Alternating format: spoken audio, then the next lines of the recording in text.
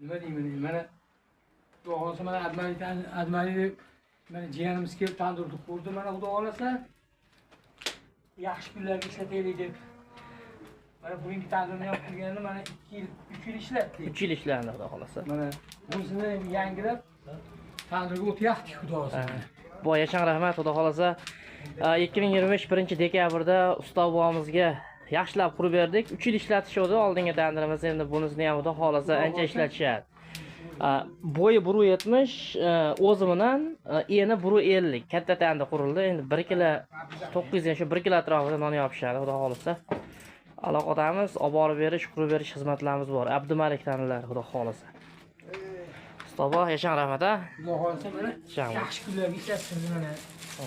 Ustoz bobomga. Niyatlar o'taylar. Mana aytaverasizlar. 30 yillik stajingizda endi borda endi 30 yildan beri non yopadi. Ustoz bobom nechiga kirganingizni aytib qo'yasiz endi obunachilarimizga qiziq.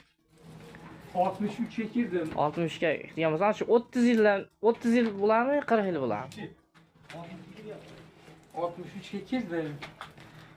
84-yildan beri non yopaman. Ha. Xudo xohlasa. 40 yil bo'lyapti endi. Pastki 40 yil. Hay yashang boringizga shukr, yashang. Malades.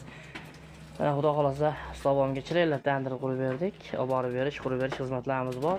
Obuna bo'lmaganlar obuna bo'lib qo'yasizlar. Xudo xohlasa ishimiz ma'qul kelgan bo'lsa, zakazlar berasizlar, biz olib borib chiroyli o'rnatib beraveramiz akalar. Abdumalik jon tandirlari xudo xohlasa Andijondamiz, buloq boshida. 2025 1-dekabrda cho'tkilab qurdik tandir xudo xohlasa. Aloqadamiz Abdumalik tandirlar.